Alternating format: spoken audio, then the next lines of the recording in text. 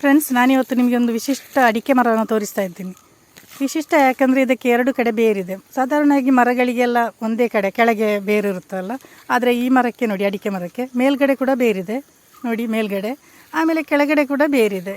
ಕೆಳಗಡೆ ಸ್ವಾಭಾವಿಕವಾಗಿ ಇರ್ತದಲ್ಲ, ಆದರೆ ಇದು ಮೇಲ್ಗಡೆ ನೋಡುವಾಗ ನಾನು ಎನಿಸಿದ್ದು ಏನೋ ಒಂದು ಬಂದಣಿಗೆ ಅಂತ ಹೇಳ್ತಾರಲ್ಲ, ಬೇರೆ ಮರ ಎಲ್ಲ ಈ ಮರಕ್ಕೆಲ್ಲ ಆವರಿಸಿಕೊಂಡಿರುತ್ತೆ. ಆದರೆ ಇದು ಅದರದ್ದೇ ಬೇರು, ಮತ್ತು ಹತ್ತಿರದಲ್ಲಿ ನೋಡುವಾಗ ಅದರದ್ದೇ ಬೇರು.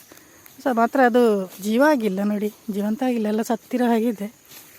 ಆ ಬೇರೆ ಅಷ್ಟೇನು ಯೂಸ್ ಇಲ್ಲ ಅಂತ ಕಾಣುತ್ತೆ, ಕೆಳಗಿದ್ದು ಮಾತ್ರ. ಆದರೆ ಅದೊಂಥರ ವಿಶಿಷ್ಟವಾಗಿ ಕಾಣಿಸ್ತಾ ಇದೆ. ನಿಮ್ಮ ತೋಟದಲ್ಲಿ ಏನಾದರೂ ನೀವು ಇಂಥ ಮರಗಳನ್ನು ನೋಡಿದ್ದೀರಂತ ದಯವಿಟ್ಟು ಕಮೆಂಟಲ್ಲಿ ತಿಳಿಸಿ. ಇದು ತುಂಬ ವಿಶಿಷ್ಟವಾಗಿರೋದ್ರಿಂದ ನಿಮಗೆ ನಾನು ಪರಿಚಯ ಮಾಡಿಸ್ತಾ ಇದ್ದೀನಿ ಅಷ್ಟೇ. ಈ ವಿಡಿಯೋಗೊಂದು ಲೈಕ್ ಕೊಟ್ಟು ಸಬ್ಸ್ಕ್ರೈಬ್ ಆಗೋದನ್ನು ಮರಿಬೇಡಿ. ಹಾಗೆಯೇ ವಿಡಿಯೋ ನೋಡಿದ್ದಕ್ಕಾಗಿ ಧನ್ಯವಾದಗಳು. ನೋಡಿ ಇನ್ನೊಮ್ಮೆ ಸರಿಯಾಗಿ